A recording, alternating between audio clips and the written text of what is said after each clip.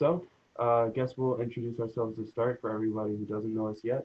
My name is Carrington Hatton. I'm a junior at Towson University right now, and you'll learn more about me later, but that's my basic introduction. I'm from Baltimore, Maryland as well. Uh, and anyone else can introduce themselves? Hey, I am Khalifa Warren and I go to Towson University. I'm a junior and I from the Eastern Shore. I am Caitlin Nellies, and I am a former Towson student, current Carroll Community College online student, and I am very excited to be here. I am a theater major, and I'm also studying art. Hi, I'm Samantha. I'm a photojournalism major. Right now I'm at Carroll Online. I'm hoping to go to an Australian school next semester, so we'll see, fingers crossed. But yeah, I'm happy to be here.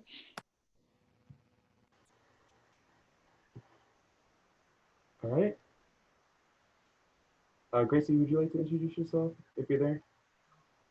Hi, I'm Gracie. I'm a freshman at Chesapeake College, and I would like to listen to everyone tonight. Thank you. Thank you. All right. So I think we have some. I think we all mostly know each other, but I think this will still be fun. We have some icebreaker questions. So Jamie, who's not with us right now, came up with this idea to play this game, or basically called Bowl of Questions, where everyone gets their own questions, like the basic icebreaker questions, but instead of everyone answering the same question, we each get our own individual question. So I will just go with someone random and a random question. So Caitlin, it is Saturday morning. What's the first thing you do when you wake up? Um, Probably, well, I don't normally work on Saturday mornings. I normally work in the evening, so that means I'm sleeping in and I'm waking up to watch TikTok for at least an hour on my phone. Definitely not ashamed. Yeah, yeah, pretty much relatable. All right, Samantha, what's something what's something about you that people would be surprised to know? Oh, Ooh. Um, I'm yoga certified, yoga teacher certified. oh, Yeah. that's so cool. Thank you. Are you surprised? Yeah, for the sake of the question, yes. All right, Khalifa, what is the first concert you ever went to? The first concert I ever went to was, I think it was like a gospel concert. We go to this, my church and a whole bunch of other churches go to this convention center in Ocean City. It's like every January they'll have like a whole like it's not Young Life, what is it called? Youth rally. And my first concert was probably some Christian people, Ty Tribbett. That was really nice. Nice, nice. All right, and Gracie, what is an interesting skill that you would like to learn? I wish to be like fluent in a lot of languages. Nice, awesome. Well, that went very seamlessly. Oh, Carrington, we have to ask you a question. I'm Oh, yeah, go for it. okay. Let's see. What was the first record, tape, or CD that you ever owned?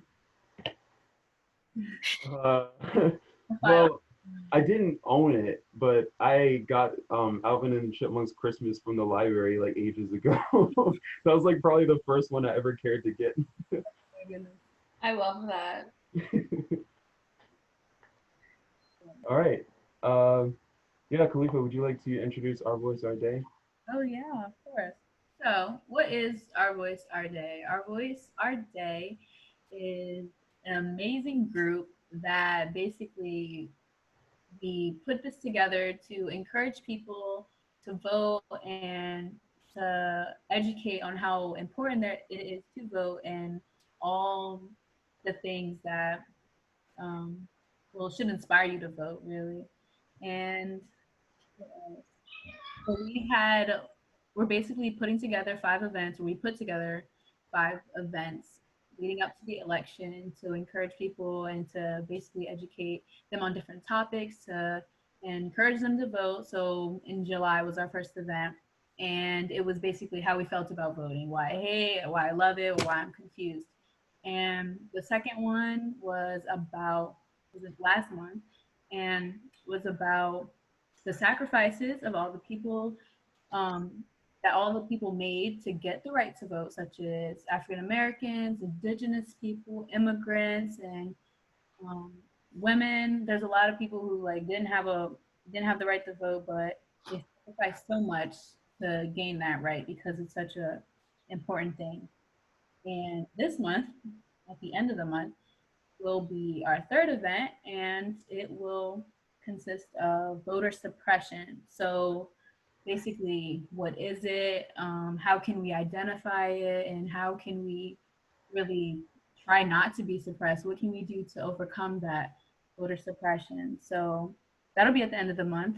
And the next two, is it three? Yeah, the last two events will, I can't remember what the topics are going to be about, but they're going The to be, next one is local elections. yeah, local elections. Mhm. Then, And then Stay the Line, which is like everybody showing their art to motivate people to stay in the polls. right. So we're really here just to get people hype and pumped to vote because it's so important. So many people gave us or allowed us to be able to do this, so we might as well take advantage of it because we have it. So, yeah. All right, and I can introduce what we're going to be doing here tonight. So basically, what we're going to focus on tonight is, and I think everyone has a general idea of that, is we're going to explain and basically inspire us all to create art for the 25th event. So we're going to unpack voter suppression, what that is, what that means, and hopefully give us some ideas of what kind of art we could create, what kind of art we could create for this month's event. Yep. Yep, so today we're going to be talking about the process. So when you're creating art for social renewal, there are 4 specific pillars that are the literal backbone of such art pieces. And so when you're creating an art piece or an event in the spirit of these pillars, then the art lends itself to engaging your audience and reaching out to them in a way that is very direct and very personal. These pillars are kindness, community, artistry, and the 7 whole artist elements. Basically, kindness is reaching out with selfless intention, and in the eyes of art, it is when you're creating art that is mindful of the experiences of the people that will be experiencing your art. Community is outreach and engagement with others. And artistry is creative skill. It's using your unique artistic vision. And then the whole artist elements, those are 7 different aspects that when they're used together, when they're considered together when you're creating art, then the art is elevated in an innovative way. And those artist elements, the 7 whole artist elements, those are curiosity, courage, hunger, passion, connectivity, knowledge, and sensual development. And we are going to be starting, without going in depth, we're going to be starting with kindness. And I believe Barry has something to show us. She does. She does.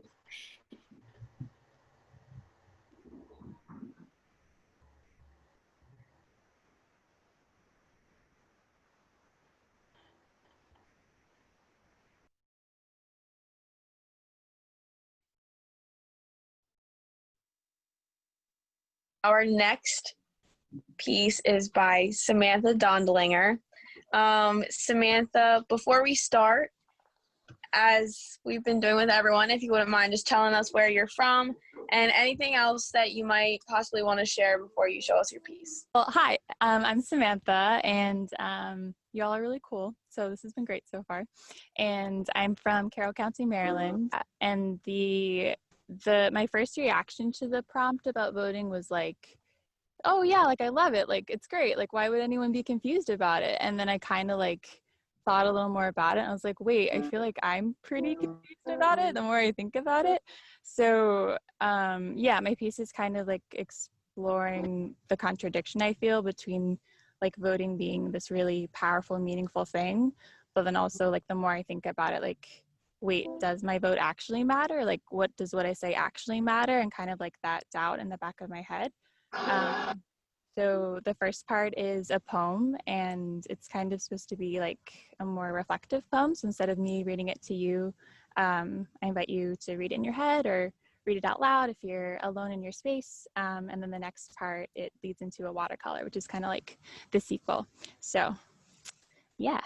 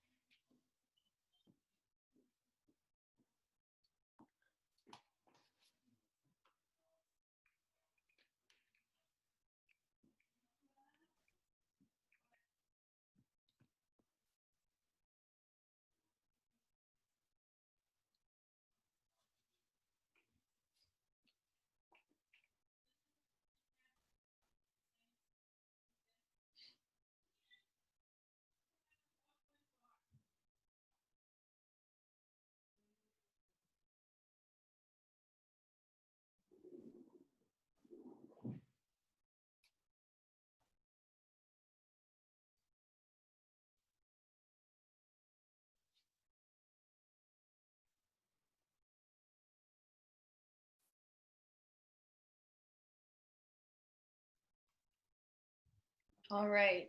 Thank you, Barry. So now if anyone would like to just quickly share maybe where they see kindness in the piece that we just saw, and kind of what you think kindness might mean after we've seen this.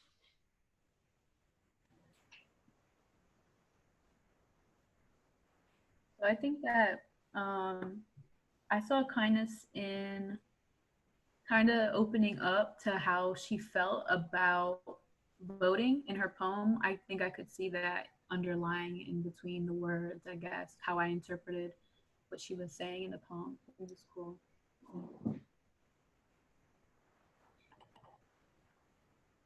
I definitely agree with you.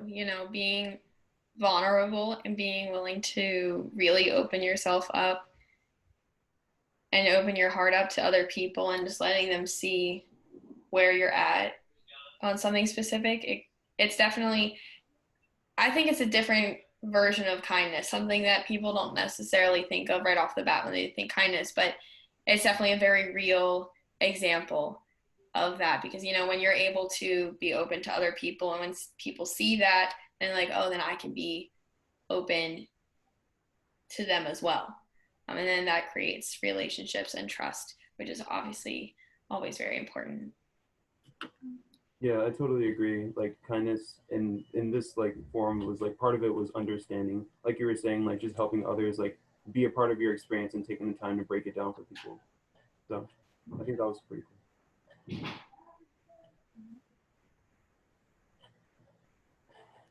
Samantha, would you like to share what you thought about kindness? If there's anything that you would like to share about your piece.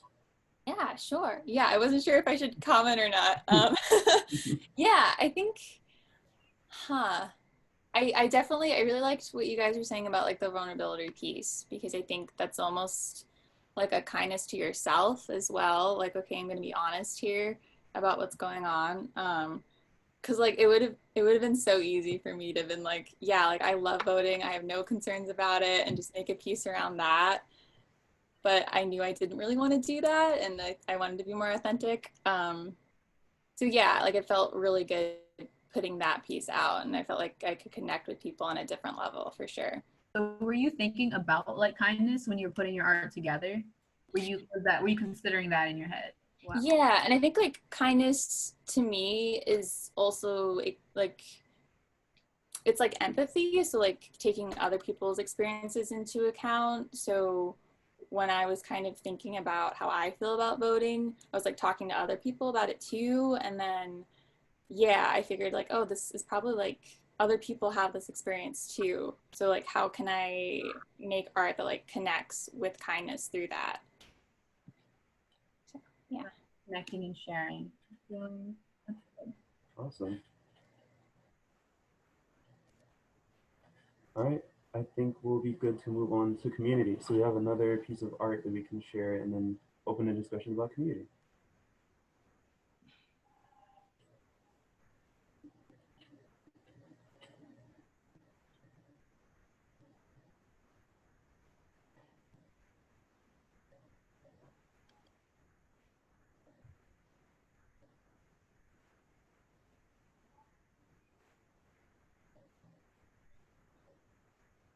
And now we're going to move on to our third artist, which is the one and only Jamie Atkins. So before we start, can you tell us, or is there anything you would like to tell us about your project? And also, where are you from? My name is Jamie Atkins from Baltimore, Maryland. I am a future music educator. I'm in my last year, so it's so soon. And when I think about voting and when I think about, you know, my place as maybe an activist, I think about the kids in my classroom, and maybe I won't face some of the struggles that they face, but I would never want to make them face those struggles. So I vote with them in mind. I fight with them in mind. And that's really the point of view of this piece.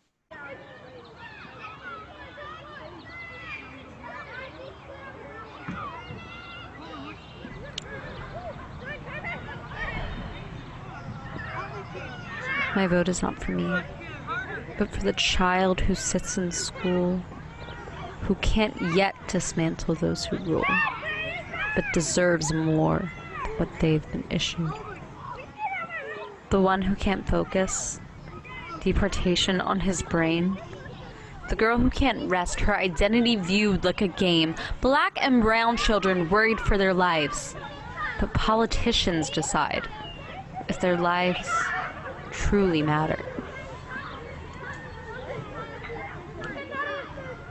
And who am I to enter a classroom full of wide eyes if I have not made sure they are protected by the people I have elected, selected in hope of change for them? And I promise I won't neglect it, though I wonder if I affect it. At times I feel disconnected by what I can't understand. White men ruling stolen land, a list of names I can't commend.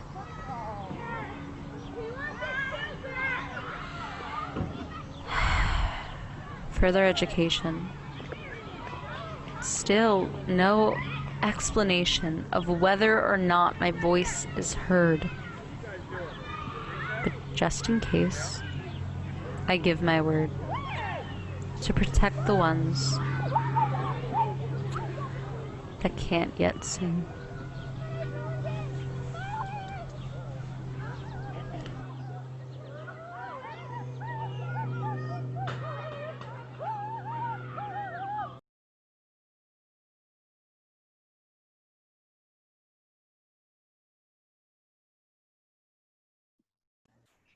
I was muted, but I'm here now.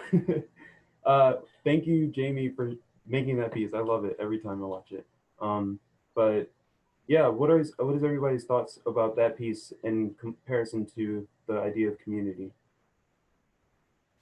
I think listening to the children in the background really makes me think of community, like, and how she's really making that art for those people out there. And I think that's really, I think that piece, I really, really like that one. Every time it just makes me feel like I need to do something.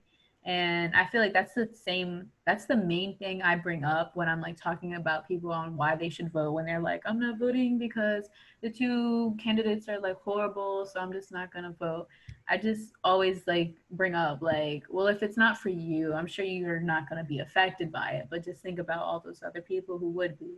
So yeah, that's how I feel. I definitely agree with you. I think even like you were saying, Khalifa, even the fact that she had the background noise of kids playing at a park, and you could even hear what I'm assuming is their parents talking to them or talking to each other. Um, just right off the bat, that just sets the scene of there's other people involved. It's not just simply hearing one person's voice. And while Jamie's voice is very powerful and the words that she's saying are equally and more so powerful, having that paired with the background noise of other people, that just shows even more what she's saying, that she's not doing this simply just for her. Everything that she does, especially in regards to her vote, are for other people. And I mean, when you're talking about other people, that's about as close to community as you can get, in my opinion. Yeah, I mean, she's literally like amplifying other people's voices. And I think like the fact that when she was thinking about, you know, how do I feel about voting, like right away she went to, oh, like these kids. So that, yeah, I feel like that whole piece just like revolved around the community pillar. Yeah, the definition that I have for community is a feeling of fellowship with others as a result of sharing common interests. And that's what she did in that piece. She like bridged the common interests and drew that, like made that comparison for us all to understand the common interests that we all share, and that to suggest that voting might be a community effort, which is something that's not often thought about. Yeah, I think that's really important. I think maybe if more people thought that way, maybe more people feel compelled to vote or feel like that it really does help, because there's just a lot of people. It's empathy. Empathy is so important, I think. It's just really, really important. Yeah. That's something that I can't say enough. Empathy, how important it is. The second you said it, Khalifa, I was like, man. Why can't we all have it? I think that. Yeah. All right. Are we good to move on to artistry? I believe so.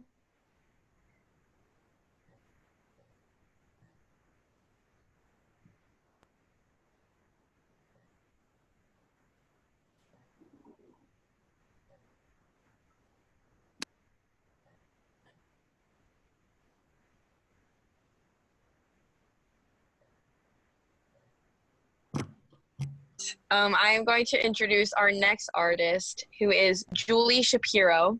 Julie, before we start, can you tell us where you're from and anything else you'd like us to know? Yes, hi, I am from Rochester, New York. And I'll let you just see what I made, and then I'll kind of go into further detail. So I still am so confused about voting. I didn't even know like basic information about it. And so I just dove into the research and just like all the basic information about voting. And then I was inspired by the video that Sunny, I think it's pronounced Hostin or Hostin, posted about the mother who was like, I matter. And it just kind of evoked a sense of passion and power within me. And I understood the power that voting can evoke in people.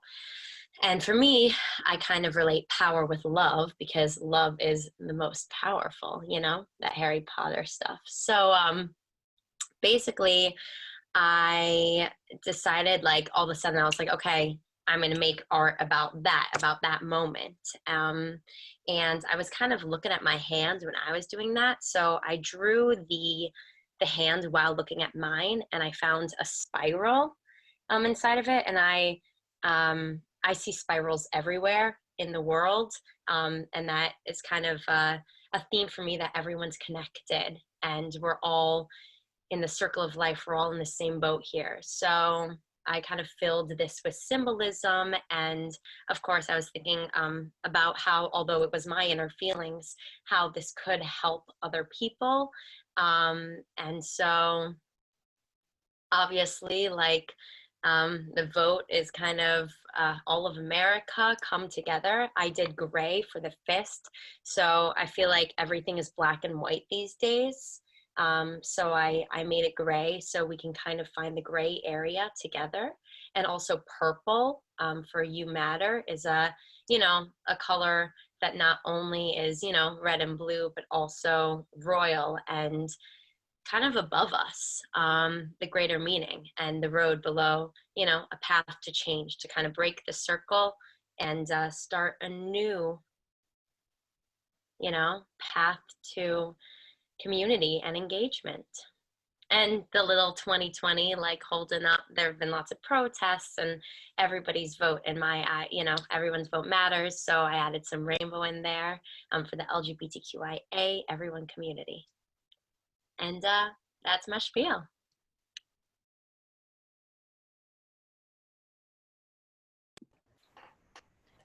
So after seeing that, does anyone have any thoughts in regards to artistry and then specifically in relation to art?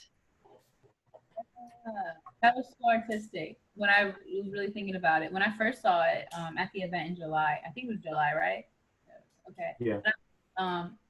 I think seeing it again, really, I was paying good attention to it, and the way that she color coded everything, and there was a meaning for that. I think that was really artistic that she put in there, because that was really cool. Yeah, that's like a perfect example of how artistic expression is like a process. It's not just like something that you do in like one step. Like she came up with an idea and then she fleshed out that idea with her own experience, and she had a reason for everything that she did. I think that's a very important part of artistic expression. I didn't notice this the first time, but I really like the way she photographed it as well. Like there was light coming in different areas, and it like highlighted the word vote, and that was a really cool composition for the photograph too. Now I have to like go back and like look at it again.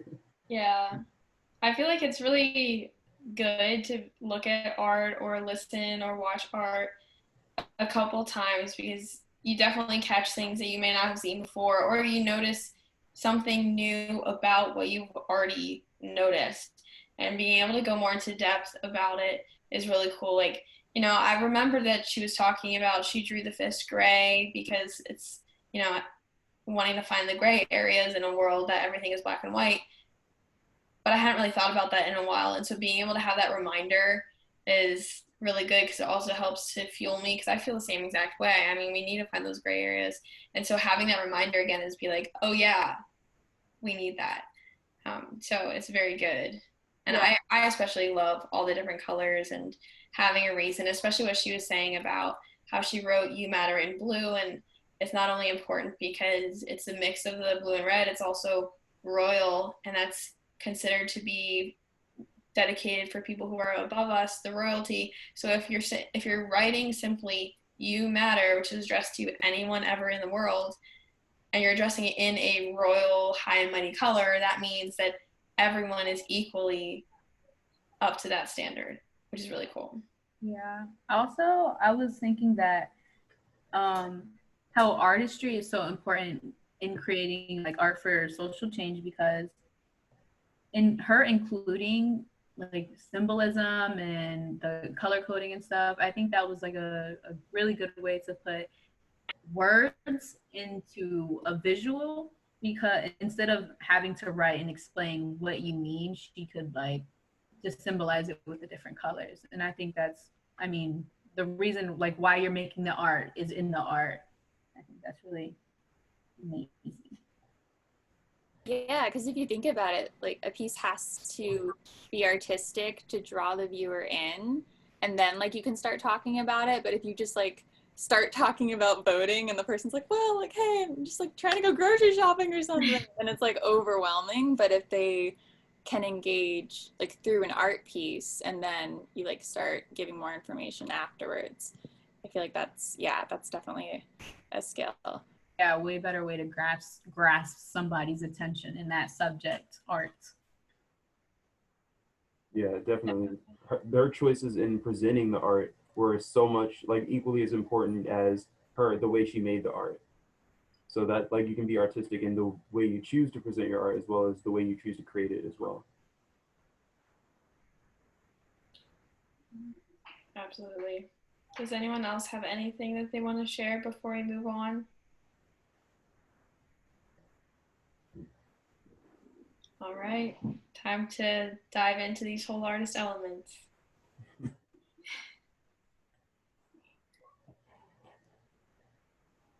All right, artist of praise. I will pull out my list of whole artist elements. Oh, there's the list. Yes. Yeah, so like I mentioned before, we have curiosity, courage, passion, hunger, connectivity, knowledge, and sensual development. And before we really dive into this, what do you all, I want to kind of open up the floor for everyone else, like we've been doing. So when you guys see any of these specific words, what stands out to you? What do you think it might mean? And especially in the world of creating art for social renewal.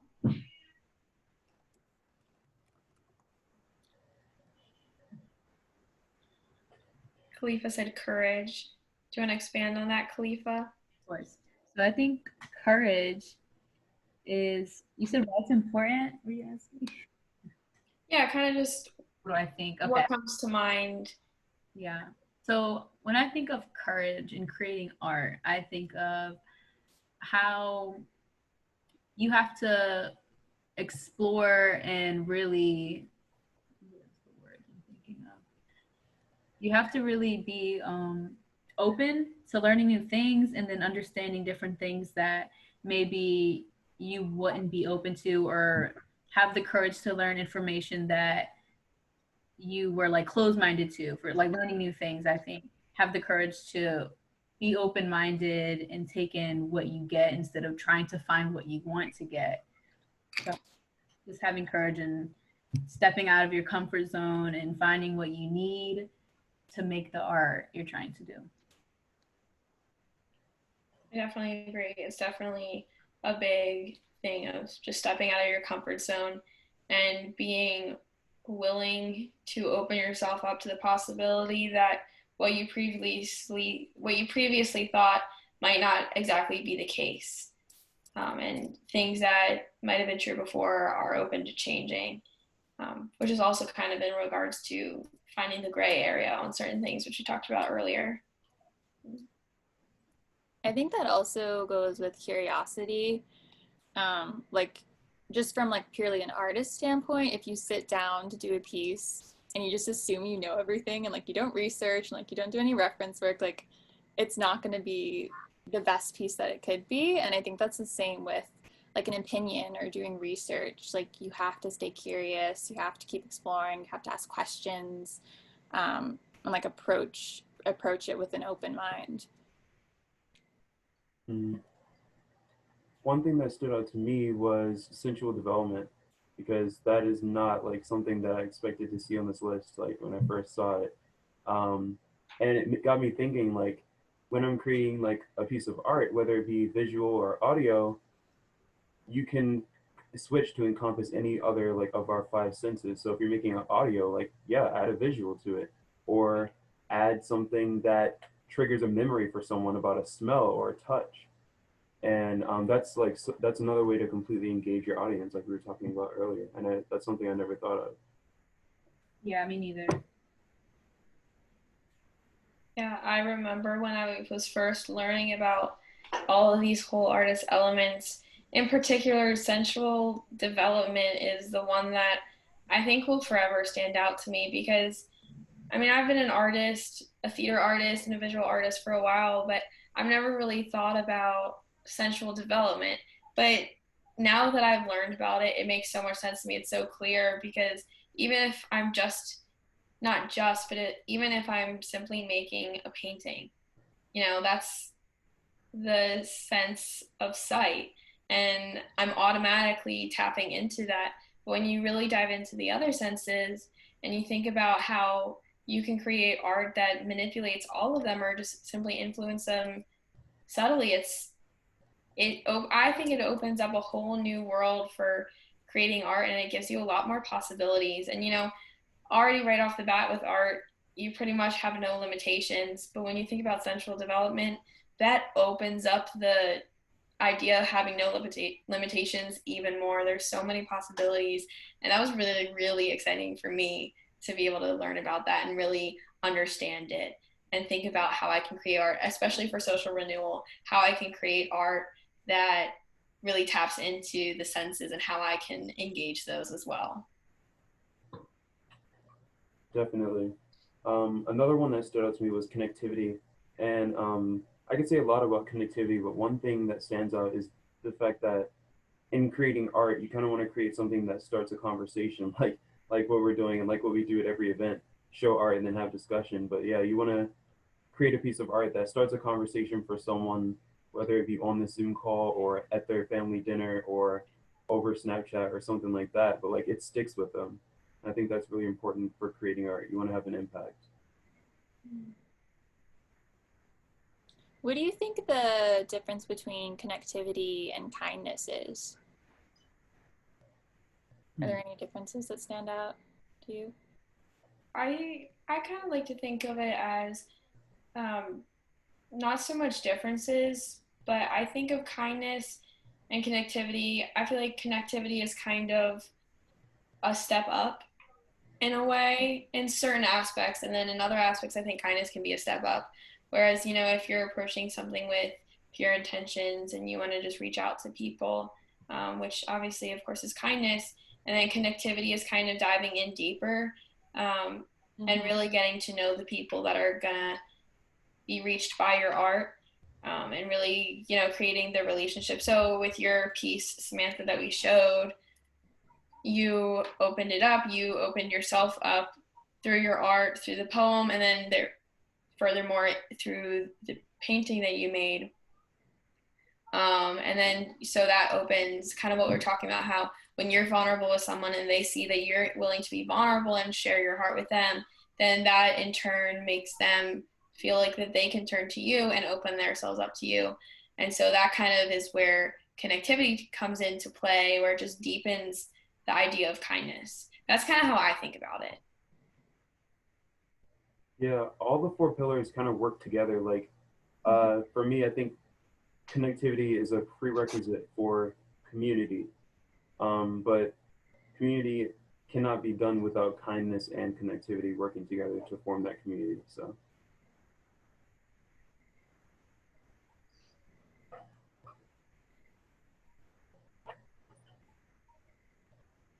and I also think that hunger and passion kind of work together because because you have a passion for something, that also leads you to have a hunger to learn more about it and to share more about it and to fully expand what kind of artistic expression that could come from that. Yeah, I also think with courage and curiosity, those are always kind of aligned for me, because I'm thinking get curious and to get out there, you gotta really have the courage to do that research and ask those questions that you need the answers to.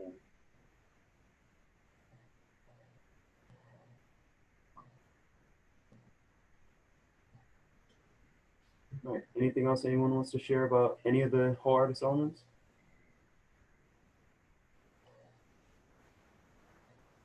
All right. I think we're ready to start talking about voter suppression. So we have a very short video that I thought really helped to introduce the topic of voter suppression, because like that's a term that gets thrown around left and right, and you're just like, all right, like what are we seriously talking about?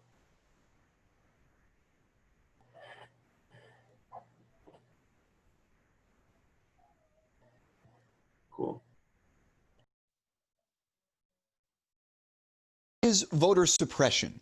It's actually part of the U.S. Legal Code, Title 18, Section 594, to be exact. By definition, voter suppression is any effort, either legal or illegal, by way of laws, administrative rules, or tactics that prevents eligible voters from registering to vote or voting. In practice, it's enforcing voter ID laws, closing polling places in certain neighborhoods, reducing hours, or purging registrations. These tactics disproportionately impact communities of color and the elderly. The Voting Rights Act of 1965 tried to eliminate them, but in 2013, Supreme Court case Shelby County versus Holder rolled back a lot of these protections, especially in southern states. In a 5-4 decision, Chief Justice John Roberts wrote the law was based on, quote, decades-old data and eradicated practices, and that there was, quote, no longer such a disparity for communities of color. Justice Ruth Bader Ginsburg famously dissented, saying that's like, quote, throwing away your umbrella in a rainstorm because you are not getting wet. Since that decision, 25 states, many in the South, have put in place new voter restrictions like ID requirements and cutbacks in early voting. Now, here we are, less than 5 months until the next national election, and questions surround how our votes will be counted.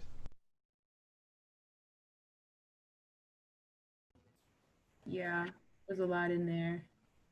I have a question. What's purging? What did they say? Purging registration? Is that what they said in there?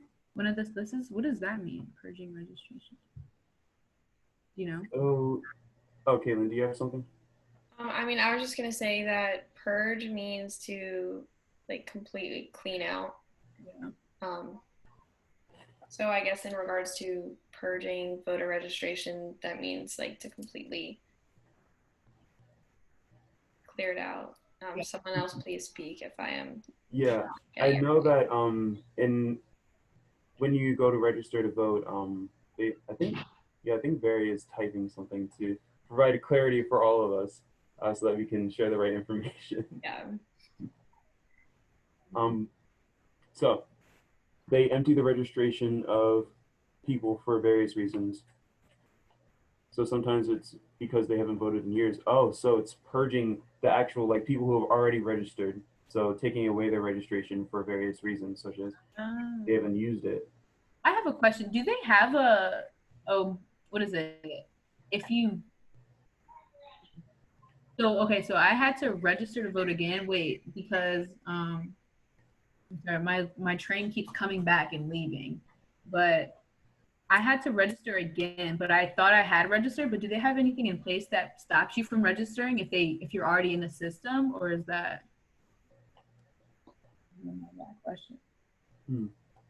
I don't think so, because I know, like, I registered as an independent and then I registered again as a Democrat because, like, I wasn't sure if it went through or not earlier. But I don't know if it, like, it was because I changed parties, but it let me do it again, and now I'm a Democrat. So I think they let you do it again. Yeah, because I was registered like a year or two ago, like when I was a freshman, I think. I registered, and then it was with the Towson address, but then I wasn't sure if I was registered, so I was checking, and it said I wasn't. So I was confused, and I just registered again just because. So, very sad. This practice results in the deletion of hundreds of thousands of registrants each year. Very often, those people get energized to vote in a given election, but find when they show up at the polls that they are no longer registered and cannot cast the ballot. I think that they should send out a notification if you are registered and then that registration expires. I think they should do that when it expires, so like you're aware of that, because that's not. Yeah, they don't want you to vote. That's what Barry just said. That makes sense in an awful, terrible way. Right. To me. So did anyone have any previous information or definitions of voter suppression before watching the video? Or any different ideas they didn't mention? Do you guys want me to show you quickly the list of 61 versions of it? Oh. Yeah, please.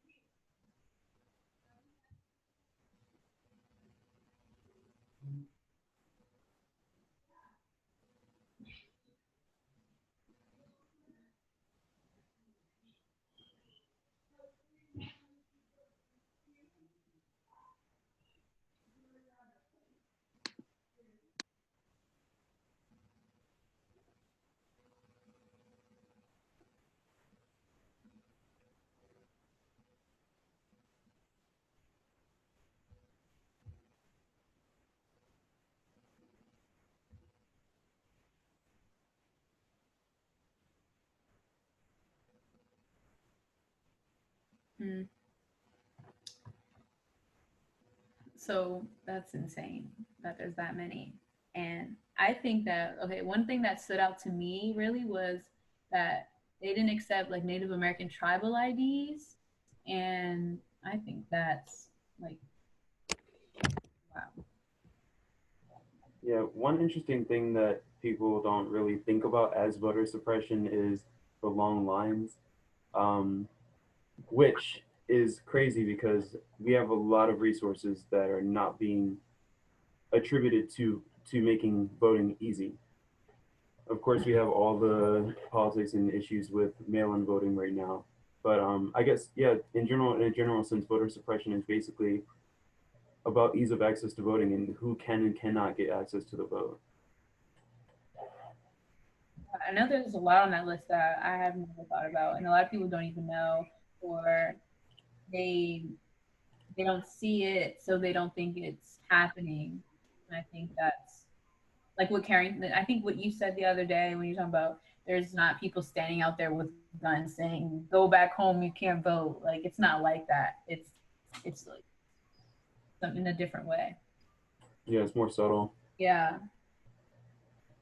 Barry added in the chat something that isn't on the list that is very current as of now, is that the fact that the Postal Service is being slowed down during this pandemic when a lot of people are going to be relying on the mail-in votes. But if it's slowed down, then are their votes going to come in time? Will they be able to be counted by election day?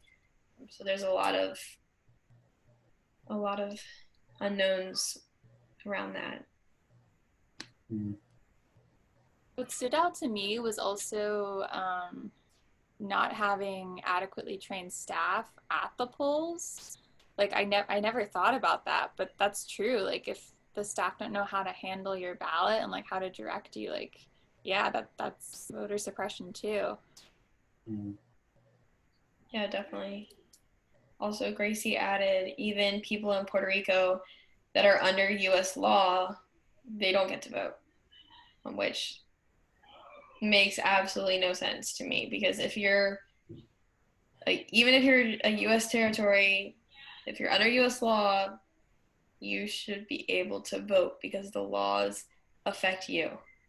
So if you don't have any say on it, then Yeah. Mm. that's not fair.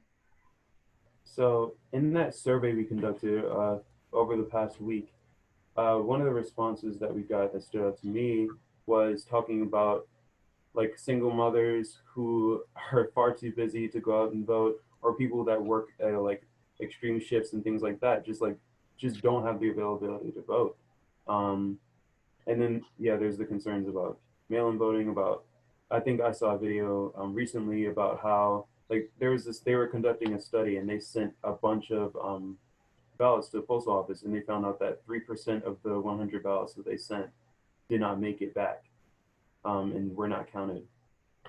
So there's concerns about that, but that's one of many these days with mail-in voting. There's a lot going on. I don't know what we're gonna do.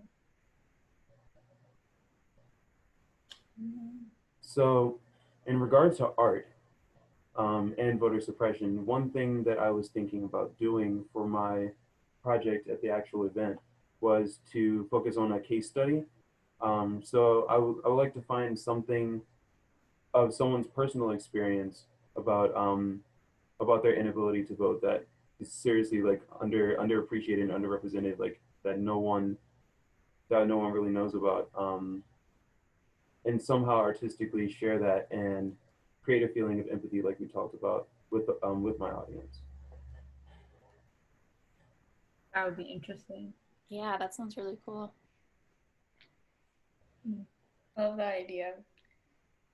Something that I think is going to be proven to be of a lot of use for all of us that are considering to create art for this. Barry has put together a series of questions for us that are going to help us think more about this and really dive into it, especially from a lot of different angles, and that maybe we didn't talk about yet tonight. And so hopefully it'll inspire your work. And that's going to be sent to us in an email. So it'll be in written form and you can come to it as you wish in your own time, which I think will definitely help me at the very least. So I'm very much looking forward to that email. Yeah, like the ideas I have for making art for the end of the month event. Um, so I wrote an idea down. So I was like, maybe if I do something that has to do with involving community, and I would maybe try to do a little activity with people that come, and maybe give them a, what is it, kind of suppress them from doing something, like typing something in the chat, for example. So just to, I don't know, that's just what I'm brainstorming, but just suppress them from typing something, or maybe make them be unable to type, and just so they can like feel that suppression in relation to voting. But I'm not sure how I'm gonna do that yet if I do it. So You could like spam the chat like while they're trying to do their answers. Like you just start typing in random stuff. just thought of a whole. You know what? I think I'm good for the event. So thank you. That's a really interesting idea. I love that idea of just really creating that feeling. Yeah. Yeah, I think like if you haven't experienced that feeling, it's really hard to articulate what it feels like. Yeah. Yeah, there are definitely certain experiences that are hard to put to words, but if you can create something, if you can create another experience for other people that somewhat simulates how it makes you feel, then that's one of the best ways to do it. Because if you can make people feel the way other people might feel, or if you can make people feel the way that you feel, then I mean that's what'll hopefully spark empathy. So yeah. Yeah, this conversation on voter suppression is similar to voting for those who've gone before us and voting for those who are not yet able to vote, like we saw in Jamie's piece. But yeah, those who are below the age of 18 and those who are affected by voter suppression, I mean, it's the same thing essentially. And that's how our vote connects to them in the form of community.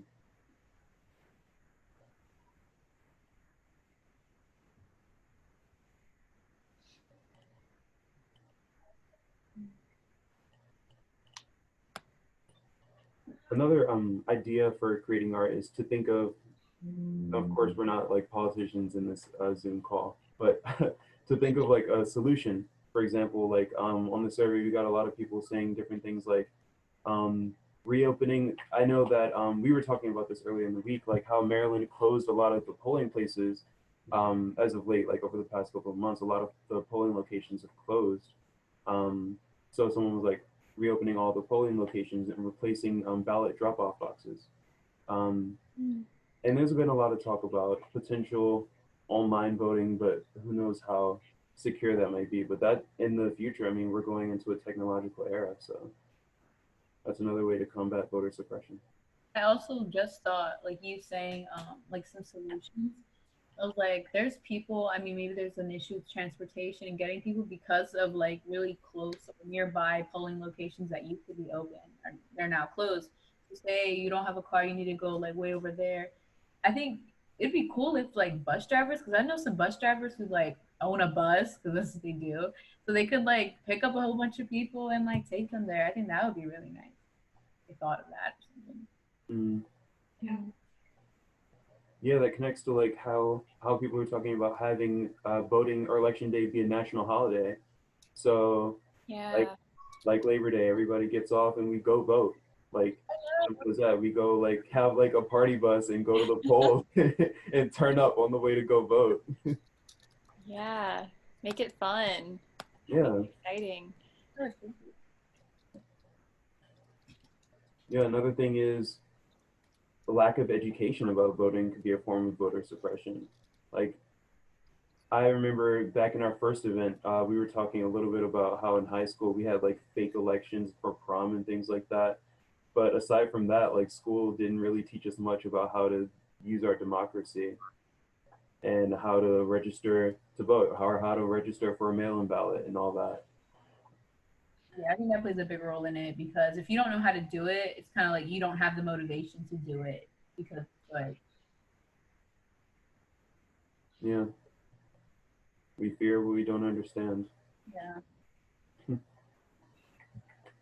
Yeah, definitely something that I was thinking about for my art pieces doing, because I think when it comes to voter suppression, there's a lot of different examples, like we've seen so far, and there's so many more. And so it's hard for me to think about making something that encompasses enough to really capture what I want to capture. So I was thinking about doing just like a multimedia project, so incorporating a lot of different forms. So, you know, I have some plans of rewriting lyrics to a small song and doing a little bit of visual art, doing some, I don't know, maybe a soundscape, spoken word, probably, playing with a lot of different things that, a lot of different art forms that I know or that I might not know as well, and kind of just using a lot of it to really just tackle it. Because I think, you know, putting in a lot of different types of art will lend itself to, you know, being able to speak towards a lot of different experiences about in regards to voter suppression. So I have some ideas that are floating around. Jam packed.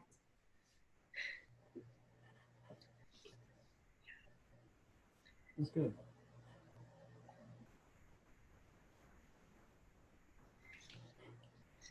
So, did anyone else have any other thoughts about voter suppression or any clarification of any of the 4 pillars? Anything I else? just saw this survey response. Someone says, "Make it mandatory to vote!" Exclamation point times 3. Everyone's vote matters. Yeah. You know, honestly. What would be like? Would you get a fine if you didn't vote? Like, how would that work? That'd be crazy. Like jury duty, like they'll just keep sending you ballots until you send one back. Yeah.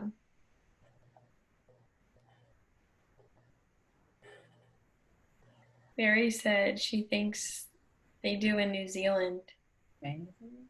Well, we need to get with the program. I will have to look into that. That is very interesting. I wonder how people feel about mandatory voting. Yeah. I also think it's interesting how much this like the process varies from state to state. Like I know in Oregon they just send out mail-in ballots automatically. Like the absentee ballots just always go out no matter what, and then you can fill it out and send it in or go to the polls. And like that would be so nice if that just happened every election. I think that's so sweet because they could like, don't they send us like the mail people? They send us all these advertisements and coupons in the mail, just like mail. Why can't we just get mail that's important? Exactly. Yeah. Keep your junk mail. Send me a ballot. Exactly, right? I agree. It's a nice subtle reminder to do your duty as a citizen. Yeah, a lot of what we talk about in regard to voter suppression is about whether or not people actually want us to vote. You know, because one form of voter suppression that I learned about in a class is called gerrymandering, and it's basically where in a state, here's the state. Oh wow. Okay, whatever. I can just explain it without the paper. But basically, say for example, we have a circle, and you can break up the circle into sections. Like you can make it a grid, just do a plus like that, or you can do an X, and there's different people within those different segments. So if you have a large minority group in the top right corner and a large non-minority group over here, you can be like, well, I think we'll have that even. So I'll split the minority group and the non-minority group evenly. Or I could divide it so that in one group there's a minority and non-minority, and there's a minority and a non-minority. Is this making any sense at all? So basically, people can choose how they want to divide districts based on which groups they want to represent and which groups they want to have the power to vote. So if you divide a district in a different way, you'll have a different group take the majority. And people get into political disputes about how they're going to draw the districts. And it's very illegal to do it, but somehow people still get away with it. So basically, just by the draw of a line, a Democrat could win the majority in a state, or the Republicans could win the majority in a state. And it's just about how the line is drawn. Whoa, that's crazy. The point of laws. Yeah. Like if nothing happens, we break them. Especially if you're in political power, which happens a lot. Like people get away with it. So. Yeah. Yeah. So Barry just said, sorry. Go ahead. Mary just said in the chat that this is why local voting is so important, which is perfect timing because that's what our next event is about. And local is where all the gerrymandering is made. So stay tuned for that next time. Yep, there we go.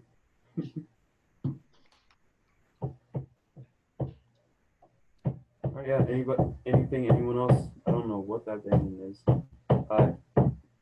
Somebody just say what I'm gonna say. Okay. Anybody else have anything else to say about anything? If not, we can wrap it up. So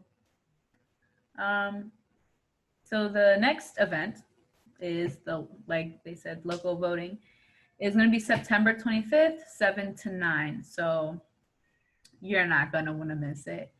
And we'll send you a flyer out. So invite your friends, invite 3 people, go to your friend's house and watch it, enjoy it. I think that'd be great. Except it's not on local voting. It's on human rights, voter suppression. Yeah. Oh, shoot. Yeah. I'm thinking next month. Okay. That's next month. Can't skip over this. Yeah. In October. Yeah. Voter suppression is this month. So you don't want to miss that one.